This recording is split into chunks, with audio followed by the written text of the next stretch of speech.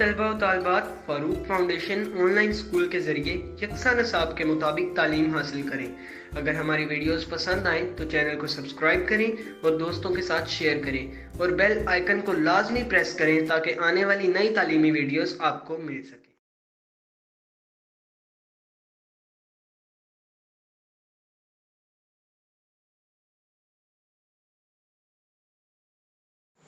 बिस्मिल्लाहिर्रहमानिर्रहीम। अस्सलाम वालेकुम स्टूडेंट्स, कैसे हैं आप सब स्टूडेंट्स?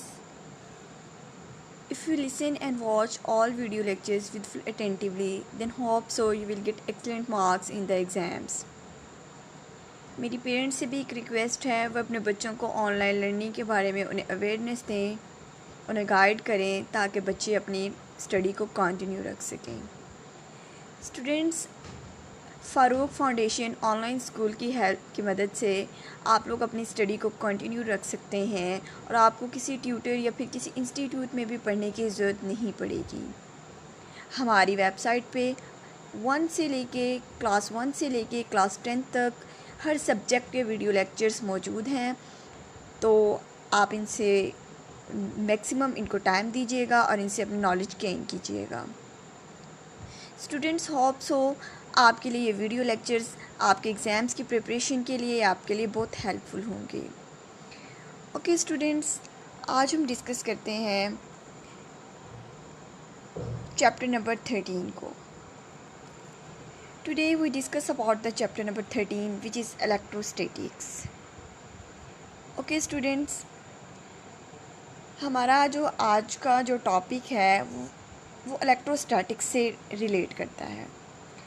इलेक्ट्रोस्टैटिक्स है क्या, चार्जेस क्या होते हैं, उनकी क्या प्रॉपर्टीज़ होती हैं, इलेक्ट्रोस्कोप क्या होता है, और इसमें जितनी भी कैपेसिटर्स हैं, इंडक्टर्स हैं, इनके एप्लीकेशंस हैं, ये आज हम इस चैप्टर में डिस्कस करेंगे डिटेल से। Students, I am taking all this contents of this chapter from Punjab text book board Lahore. Okay student, firstly हम लोग डिफ़ाइन करते हैं इलेक्ट्रोस्टैटिक्स को। ओके स्टूडेंट्स, हमने जो हमारा प्रीवियस चैप्टर था उसमें हम लोगों ने करंट के बारे में डिस्कस किया। करंट को हम लोगों ने कहा फ्लो ऑफ चार्जेस, ठीक है। फ्लो ऑफ चार्जेस को हम लोगों ने करंट का नाम दिया। अब इलेक्ट्रोस्टैटिक्स क्या है? इलेक्ट्रोस्टैटिक्स लफ्ज़ है। इलेक्ट्रो मतलब होता है इलेक्ट्रिसिटी का और स्टैटिक्स मतलब होता है रेस्ट का। अब वो चार्जेस जो रुके हुए हैं उन चार्जेस की स्टडी को हम लोग कहते हैं इलेक्ट्रोस्टैटिक्स, या फिर हम उन्हें कहते हैं स्टैटिक्स इलेक्ट्रिसिटी। अब अगर हम डेली लाइफ से एग्ज़ाम्पल लें तो आप रिमोट कंट्रोल में जो सेल यूज़ करते हैं उन सेल के अंदर जो चार्जेस मौजूद होते हैं वो भी रेस्ट की हालत में होते हैं, वो मूव नहीं कर रहे होते हैं अनलेस अनटिल हम लोग उसको किसी तरह से कनेक्ट नहीं करते। अब उन चार्जेस की जो स्टडी है उसको हम लोग कहेंगे इलेक्ट्रोस्टैटिक्स या फिर कहेंगे simple statics electro. Similarly students, इस चैप्टर में हम लोग वो चार्जेस डिस्कस करेंगे जो रेस्ट की हालत में हैं। हम उनके इलेक्ट्रिक फील्ड को डिस्कस करेंगे, इलेक्ट्रिक इंटेंसिटी को डिस्कस करेंगे और इलेक्ट्रिक पोटेंशियल को डिस्कस करेंगे। ओके स्टूडेंट, फर्स्टली हम इसको डिफ़ाइन करते हैं। The study of charges at rest is called electrostatics और स्टैटिक्स इलेक्ट्रिसिटी। वो चार्जेस जो एट रेस्ट होंगे हम उन्हें डिस्कस करेंगे, उन्हें हम स्टडी करेंगे, ठीक है। जो चार्जेस एट रेस्ट हैं, जैसे स्टूडेंट्स हमने सेल के एग्जांपल दी, सेल में चार्जेस एट रेस्ट थे, हम उनकी स्टडी करेंगे इस चैप्टर में। फर्स्टली हम डिस्कस करेंगे 13.1 जो हमारा बुक का टॉपिक है, प्रोडक्शन ऑफ इलेक्ट्रिक चार्जेस। हम इलेक्ट्रिक चार्ज प्रोड्यूस करते हैं एक न्यूट्रल बॉडी से दूसरी न्यूट्रल बॉडी को रब करके। स्टूडेंट्स, हम लोग अगर एक सिंपल से एग्जांपल लें, अगर हमारे पास एक प्लास्टिक कॉम्ब है, हम उसे अपने बालों में रब करते हैं रब करने के बाद हम उसके स्मॉल पीसीज ऑफ पेपर के पास लेके आए। अब वो जो पेपर है वो फ़ौरन से अट्रैक्ट कर लेगा उस कॉम के साथ। ठीक है, अब ऐसा क्यों होता है? Just because of statics electricity. ये सिर्फ इलेक्ट्रोस्टैटिक्स की वजह से ही ऐसा होता है, क्योंकि हमने उस प्लास्टिक कॉम जो हमारे पास न्यूट्रल थी उसको हम लोगों ने रब किया अपने बालों में। रब करने की वजह से उस कॉम के ऊपर चार्जेस डेवलप हो गए। उन चार्जेस की वजह से जो स्मॉल पीस ऑफ चार्जेस थे उनको अट्रैक्ट कर लिया। अट्रैक्शन के बाद जो अट्रैक्ट हुए वो उस कॉम के साथ मतलब चिपट गए। ठीक है, अब हम लोगों ने ये देखा कि हमने ये एनालिसिस किया कि किसी भी बॉडी को अगर हम लोग रब करेंगे तो उसमें इलेक्ट्रिक चार्ज प्रोड्यूस कर सकते हैं। ठीक है, अब हमारी बुक में 2 एक्टिविटीज़ दी गई हैं। अब हम इनको वन बाय वन हम इन एक्टिविटीज़ को डिस्कस करेंगे कि किस तरह से 2 चार्जेस प्रोड्यूस होते हैं।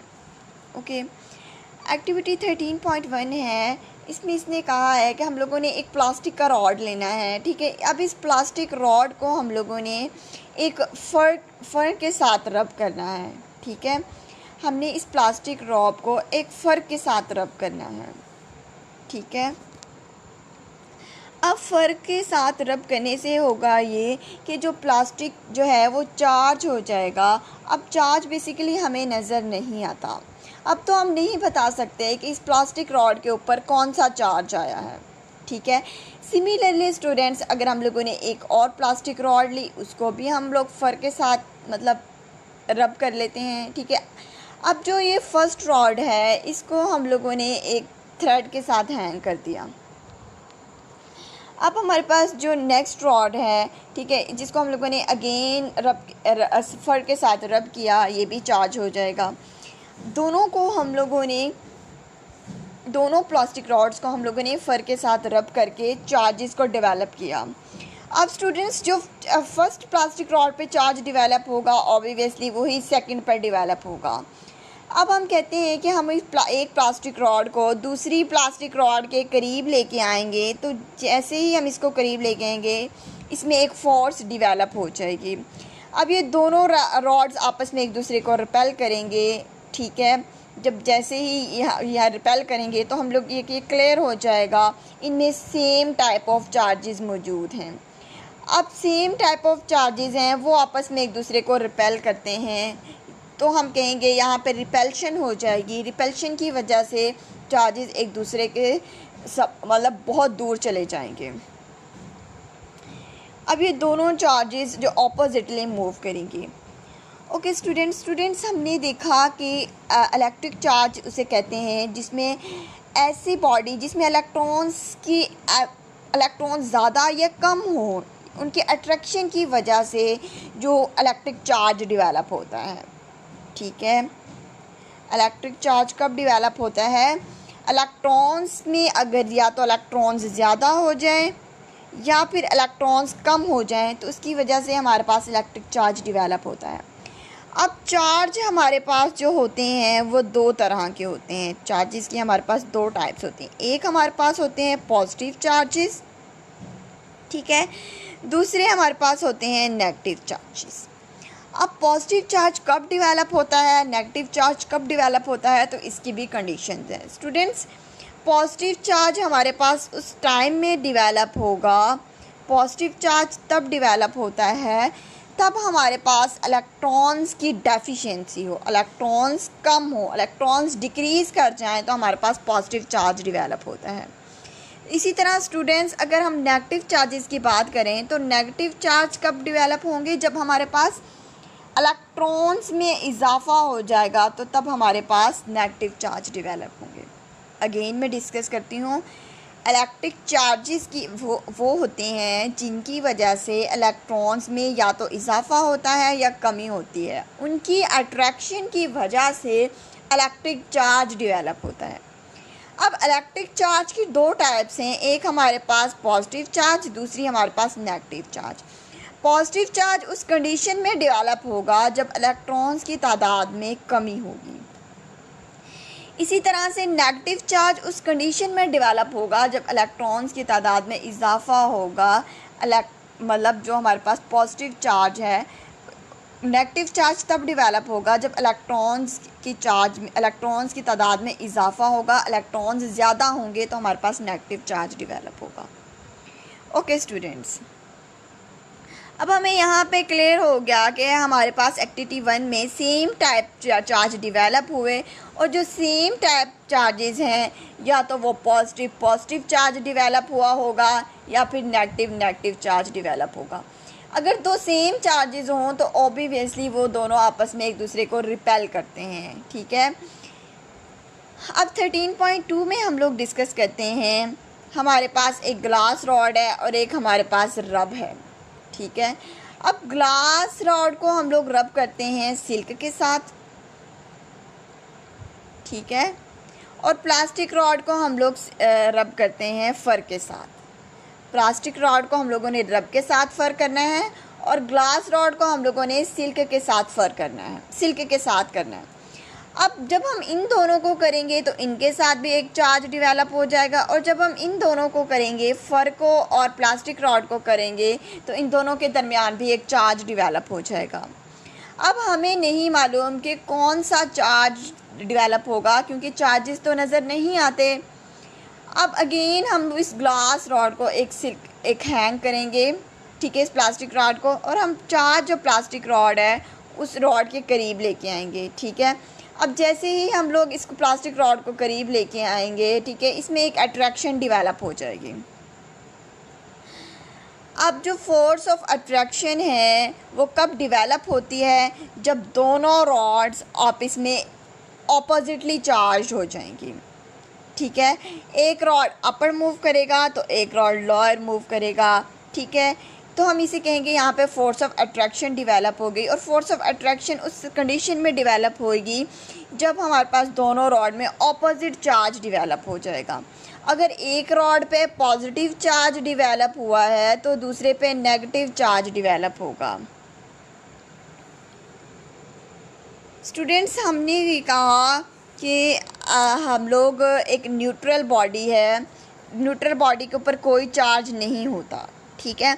तो ऐसा नहीं होता कि जो न्यूट्रल बॉडी के अंदर भी चार्जेस मौजूद होते हैं, लेकिन उस केस में होता ये है कि जो पॉजिटिव चार्ज और नेगेटिव चार्ज हमारे पास इक्वल होते हैं, ठीक है। इस वजह से हम कहते हैं कि वो बॉडी हमारी न्यूट्रल है। लेकिन उस न्यूट्रल बॉडी के अंदर भी चार्जेस मौजूद होते हैं, लेकिन उनकी अमाउंट इक्वल है, ठीक है। अब जैसे ही हम लोग उनको रब करते हैं, रब करने से होता ये है कि एक बॉडी पे नेगेटिव चार्ज आ जाता है और दूसरी बॉडी पे पॉजिटिव चार्ज आ जाता है। स्टूडेंट्स, लेट्स सपोज हमने ये एक एग्ज़ाम्पल ली, दो बॉडीज़ हमारे पास थी जो कि न्यूट्रल थी। एक ये बॉडी है हमारे पास और एक सेकंड बॉडी है। अब स्टूडेंट्स, इस बॉडी में लेट्स सपोज हम लोगों ने 4 नेगेटिव चार्जेस हैं और इस बॉडी में भी 4 नेगेटिव चार्ज हैं। स्टूडेंट, इस तरह से हम लोगों ने देखा कि ये दोनों चार्जेस एक दूसरे में सेम चार्जेस हैं, तो ये दोनों आपस में एक दूसरे को रिपेल करेंगे।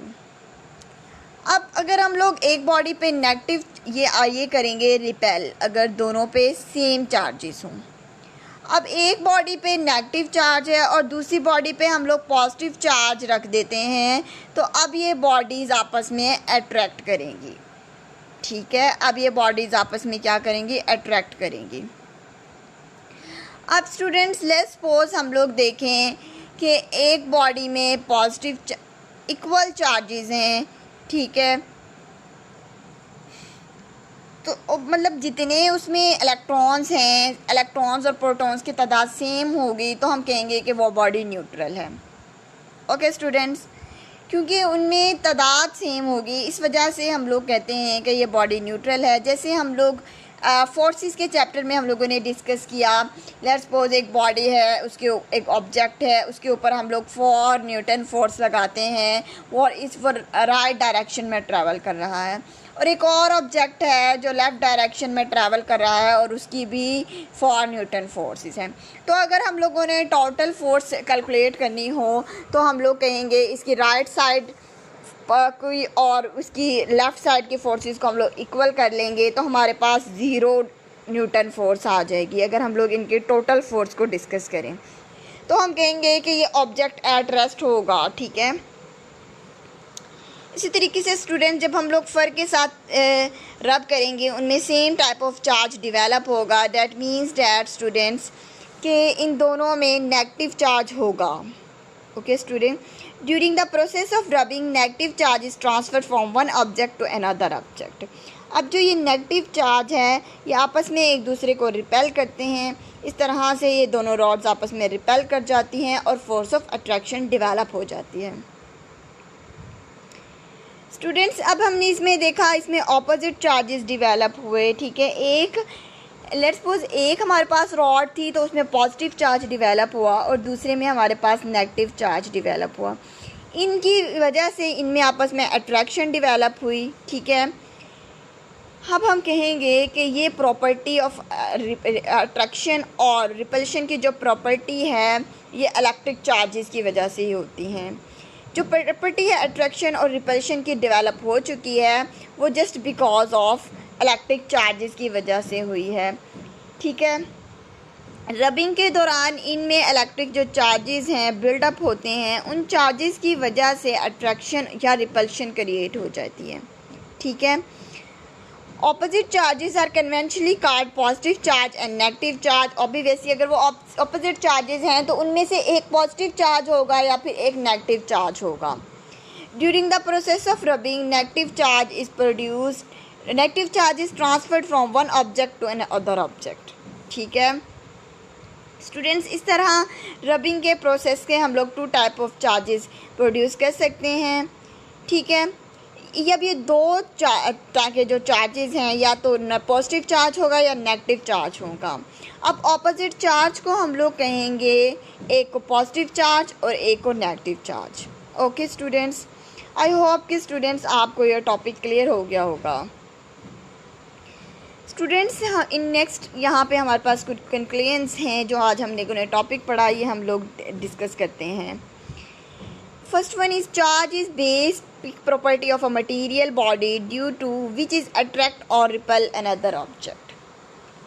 स्टूडेंट्स हम कहेंगे कि चार्ज ही किसी मटेरियल पर वो बेसिक प्रॉपर्टी है जिसकी वजह से एक ऑब्जेक्ट दूसरे ऑब्जेक्ट को अट्रैक्ट करता है या फिर रिपेल करता है, ठीक है। हम लोगों ने एक्टिविटी 13.1 में भी यही डिस्कस किया, चार्जेस की वजह से ही इनमें फोर्स ऑफ अट्रैक्शन डेवलप हुई और चार्जेस की वजह से ही उनमें फोर्स ऑफ रिपल्शन क्रिएट हुई। Second one is friction produce two different type of charges on a different material such as a glass and plastics. Students हम लोगों ने बात की फ्रिक्शन की वजह से जो different type of charges produce होते हैं। जैसे कि हम लोगों ने बात की ग्लास और प्लास्टिक में, जो हम लोगों ने दो न्यूट्रल बॉडीज़ थी उनमें रब किया, रब करने के बाद उनमें फ्रिक्शन डेवलप हुई। उस फ्रिक्शन की वजह से वहाँ पे जो डिफरेंट टाइप ऑफ जो चार्जेस थे वो डेवलप हो गए डिफरेंट मटेरियल्स पे। जैसा कि ग्लास और प्लास्टिक जो डिफरेंट मटेरियल हों उन पे एक ग्लास पे पॉजिटिव चार्ज डेवलप हो गया तो प्लास्टिक पे नेगेटिव चार्ज डेवलप हो गया, ठीक है। एंड थर्ड पॉइंट अगर हम लोग डिस्कस करें, large charges always repel each other. अगर सेम चार्जेस हों, जैसे पॉजिटिव चार्ज हो जिसमें 13.1 जैसे दोनों पे नेगेटिव चार्ज थे, अगर दोनों पे सेम चार्जेस हों तो वहाँ पे फोर्स ऑफ रिपल्शन क्रिएट हो जाएगी। Unlike charges attract each other, जो अनलाइक चार्जेस मतलब जो चार्जेस सेम ना हो, जिनमें एक हमारे पास पॉजिटिव चार्ज हो और दूसरा हमारे पास नेगेटिव चार्ज हो, तो उनमें भी फोर्स ऑफ अट्रैक्शन डेवलप हो जाएगी, ठीक है students. And the fifth one is the repulsion is the sure test of charge on a body, ठीक है। अगर तो किसी भी बॉडी पर अगर आप लोगों ने टेस्ट करना हो चार्ज मौजूद है या नहीं, तो हम लोग उसका रिपल्शन टेस्ट करेंगे। रिपल्शन टेस्ट से हमारे पास ये क्लियर हो जाएगा कि उस बॉडी के ऊपर कितना चार्ज है और चार्ज है भी तो कितना है। अब स्टूडेंट्स क्वेश्चन ये है कि हम लोग अट्रैक्शन वाला चार्ज क्यों नहीं करते, ठीक है, रिपल्शन चार्ज ही क्यों करते हैं। अब स्टूडेंट्स ये हमारे पास एक सेल्फ असेसमेंट है, हम लोगों ने इसका आंसर का रिप्लाई करना है नेक्स्ट लेक्चर में। स्टूडेंट्स, हम लोगों ने ये देखा कि अट्रैक्ट रिपल्शन का प्रोसीजर है वो बताता है कि charge on the body. Repulsion के टेस्ट के थ्रू ही हम लोग ये बाजार कर सकते हैं कि किस ऑब्जेक्ट के ऊपर कितना चार्ज है। तो मेरा आपसे ये क्वेश्चन था कि हम लोग अट्रैक्शन से के प्रोसीजर से हम लोग क्यों नहीं ये बता सकते कि इस ऑब्जेक्ट के ऊपर इतना चार्ज है। ओके स्टूडेंट्स, हम लोग इस रीज़न को हम लोग इस नेक्स्ट टॉपिक में डिस्कस करते हैं। हमारा नेक्स्ट टॉपिक है, मैं इस बात का आपको आंसर दूंगी कि अट्रैक्शन का टेस्ट क्यों फेल हो जाता है किसी भी ऑब्जेक्ट के, कोई भी बॉडी है उसके चार्ज को टेस्ट करने के लिए। अब स्टूडेंट्स, हम लोग 13.2 टॉपिक को डिस्कस करते हैं। Okay, electrostatic induction. इंडक्शन का मतलब होता है ऐड करना, ठीक है। मतलब कोई चीज़ है हम लोगों ने ऐड करनी हो तो हम लोग उसे कहते हैं इलेक्ट्रोस्टैटिक इंडक्शन। इलेक्ट्रो मतलब चार्जेस, स्टैटिक मतलब साकन, और इंडक्शन मतलब एडिड। ओके स्टूडेंट्स, अब हम इस टॉपिक में इलेक्ट्रोस्टैटिक इंडक्शन को डेवलप करते हैं कि किस तरह से चार्जेस को हम लोग ऐड करेंगे इसमें। फर्स्टली हम लोग इसकी एक एग्जांपल को डिस्कस करते हैं, हम लोग इसकी डेफिनेशन को डिस्कस करते हैं। Okay students, if the presence of a charge body an insulated conductor develop positive charge at one end and negative charge at the other end, this process is called the electrostatic induction. एक हम लोग conductor लेंगे, एक insulated conductor लेंगे जिस पे एक side पे पॉजिटिव चार्ज डेवलप होएगा तो दूसरी साइड पे नेगेटिव चार्ज डेवलप हो जाएगा। तो उस प्रोसेस को हम लोग कहते हैं इलेक्ट्रोस्टैटिक इंडक्शन। स्टूडेंट्स, ये थी हमारे पास इलेक्ट्रोस्टैटिक इंडक्शन की डेफिनेशन। फर्स्टली हम लोग अब नेक्स्ट इसकी एक्टिविटी डिस्कस करते हैं, हम लोग इसके एक डायग्राम डिस्कस करते हैं जिसमें आपको मज़ीद क्लैरिफाई हो जाएगा कि किस तरह से हम लोग इसको प्रोसीड करेंगे। ओके स्टूडेंट्स, एक्टिविटी 13.3 में हमसे ये कहा गया है कि हमारे पास एक प्लास्टिक रॉड है जिसे हम लोगों ने एक हैंग कर दिया गया है। अब ये जो न्यूट्रल रॉड है इसके हमारे पास पॉजिटिव और नेगेटिव चार्जेस भी हमारे पास इक्वल होंगे, ठीक है। इस पे जो चार्जेस मौजूद हैं वो हमारे पास इक्वल होंगे, जिसे हम लोगों ने कहा न्यूट्रल रॉड। अब हमारे पास एक चार्ज प्लास्टिक रॉड है, ठीक है, उसमें पॉजिटिव चार्ज भी है और नेगेटिव चार्ज भी है। अब हम लोग एक चार्ज प्लास्टिक रॉड इस न्यूट्रल रॉड के पास लेके जाएंगे तो क्या होगा, ये अट्रैक्ट कर लेगी। हम लोगों ने क्वेश्चन भी डिस्कस किया था प्रीवियस कि सेम जैसे ही ये एक्टिविटी है कि जैसे ही प्लास्टिक रॉड के मीटर रॉड के पास लेके जाएंगे तो ये मीटर रॉड अट्रैक्ट कर लेगा।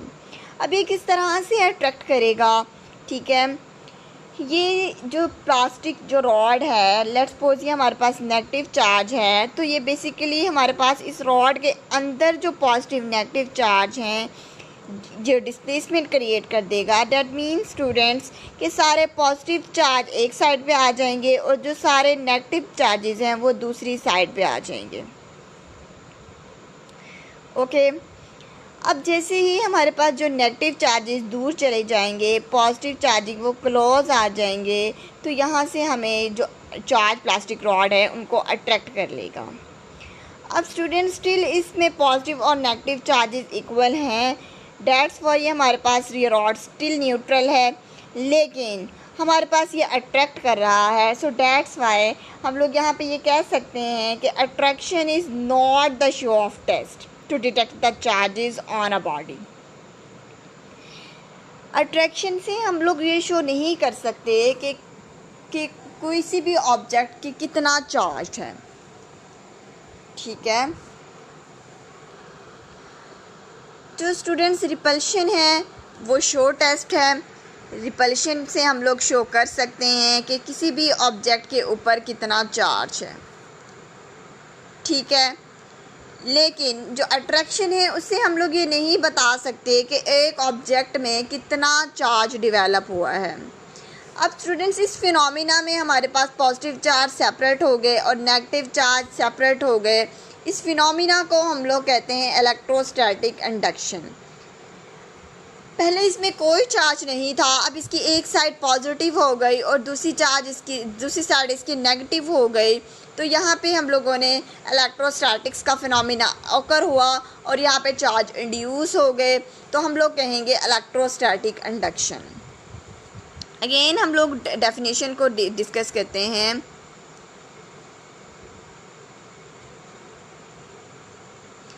स्टूडेंट्स, जब भी हम लोग किसी चार्ज्ड बॉडी को एक इंसुलेटर कंडक्टर्स के पास लेके जाएंगे तो ठीक है, जो उसका जो नियर एंड होगा कंडक्टर का, जो लाइक चार्जेस हैं जो नियर एंड कंडक्टर का होगा, वो लाइक और अनलाइक चार्जेस डिवेलप कर देगा।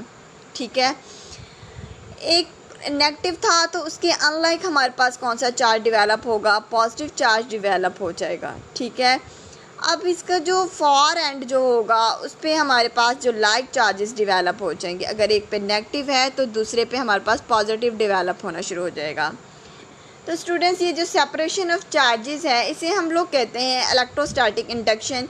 इनमें जो ये सेपरेशन हो रही है तो इसे हम लोग कहेंगे electrostatic induction. I hope students आपको एक्टिविटी से इलेक्ट्रोस्टैटिक इंडक्शन का प्रोसेस समझ आ गया होगा कि किस तरह से एक चार्ज को इंड्यूस किया जाता है। अब स्टूडेंट्स, हमारे पास एक और एक्टिविटी है 13.4, हम लोग इसे डिस्कस करते हैं। स्टूडेंट्स, इसमें हमारे पास ये कहा गया है कि हम लोगों ने दो मेटल्स के स्फेयर लेने हैं और हमें इस तरह से इन्हें एक स्टैंड से प्लेस करना है कि ये दोनों आपस में एक दूसरे को टच करें। ओके, एक मेटल के स्फेयर को हम लोग नाम दे रहे हैं ए का और दूसरे हम लोग मेटल के स्फेयर के नाम दे रहे हैं बी का। ठीक है, अब ये दोनों मेटल के स्फेयर जो हैं ये हमारे पास न्यूट्रल है, मतलब इनके अंदर चार्जेस तो मौजूद हैं लेकिन ये न्यूट्रल हैं। तो मतलब ये नंबर ऑफ पॉजिटिव चार्ज और नंबर ऑफ नेगेटिव चार्ज यहाँ पे इक्वल हैं in both the spheres.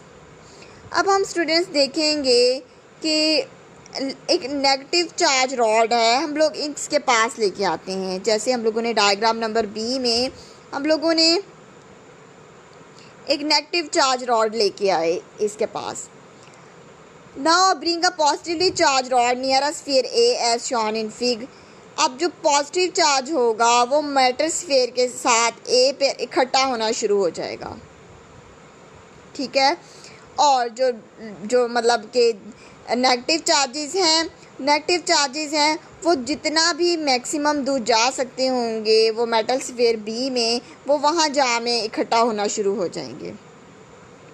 Okay students, अब इस तरह से होगा ये कि जब पॉजिटिव चार्ज हैं दोनों मेटल्स में वो इकट्ठे हो जाएंगे। ठीक है, इस रॉड के पास इकट्ठे हो जाएंगे क्योंकि फोर्स ऑफ अट्रैक्शन डेवलप हो जाएगी। ठीक है, अब जितने भी नेगेटिव चार्ज हैं वो फार अपार्ट चले जाएंगे, मतलब मेटल स्फीयर से दूर चले जाएंगे just because of force of repulsion. अब स्टूडेंट्स, हमने ये देखा कि इस रॉड को मूव नहीं करना। अब इन मेटल स्फीयर्स को हम लोग आहिस्ता आहिस्ता सेपरेट करना शुरू करेंगे। अब हमने डायग्राम नंबर सी में इनको सेपरेट करना शुरू किया तो हम लोग अगेन टेस्ट किया इन मेटल को, इन पे कौन सा चार्ज मौजूद था। तो स्टूडेंट्स, ए के पास हमारे पास जो था पॉजिटिव चार्ज मौजूद था और बी पे हमारे पास नेगेटिव चार्ज मौजूद था। अब स्टूडेंट्स, अब हम जो ये रॉड है इसको पास लेके आए हैं। अब देन हम लोग डायग्राम नंबर डी में इसको रिमूव कर देंगे, इस वाली रॉड को। तो एक मेटल के अंदर पॉजिटिव चार्ज हैं वो यूनिफॉर्मली डिस्ट्रीब्यूट हो जाएंगे इस मेटल के अंदर, और जो दूसरी मेटल है जिसमें नेगेटिव चार्ज थे वो यूनिफॉर्मली डिस्ट्रीब्यूट हो जाएंगे। अब इस तरह से स्टूडेंट्स हम लोग एक पे पॉजिटिव, एक जो मेटल स्फीयर है उस पर पॉजिटिव चार्ज आ जाएगा और दूसरे पे हमारे पास नेगेटिव चार्ज आ जाएगा। ये था हमारे पास phenomena of electrostatic induction. I hope students आपको इन दोनों एक्टिविटीज से ये टॉपिक समझ आ गया होगा। ओके स्टूडेंट्स, लास्ट पे इसकी डेफिनेशन है जिसे हम लोगों ने ऑलरेडी डिस्कस किया था। In the presence of electric charges, an insulated conductor develop a positive charge at one end and the negative charge at the other end. This process is called the electrostatic induction. जैसे students पहले हम लोग वो neutral थे, जो दोनों sphere थे, again हम लोगों ने एक मेटल रॉड रखी, उससे हम लोगों ने टेस्ट किया चार्जेस को। देन फर्दर हम लोगों ने उन जो हमारे पास स्फीयर थे उनको देन हम लोगों ने डायग्राम नंबर सी में सेपरेट आउट किया। आफ्टर दैट हम लोगों ने उस मेटल रॉड को हटा दिया, थोड़ा दूर ले गए, तो हमारे पास जो फर्दर डायग्राम नंबर डी में हमारे पास ये हुआ कि जो स्फीयर थे उन पे चार्जेस यूनिफॉर्मली डिस्ट्रीब्यूट हो गए। एक पे पॉजिटिव चार्ज आ गया तो दूसरे पे नेगेटिव चार्ज आ गया। ये प्रोसेस था इलेक्ट्रोस्टैटिक इंडक्शन, जिसमें जो चार्जेस हैं वो ऑटोमेटिकली ऐड हो जाते हैं। ठीक है, आई होप स्टूडेंट्स आपको बहुत क्लियरली समझ आ गए होंगे ये दोनों टॉपिक्स। ओके स्टूडेंट्स, अपना बहुत सारा ख्याल रखिएगा। Thank you so much students. अल्लाह हाफिज़।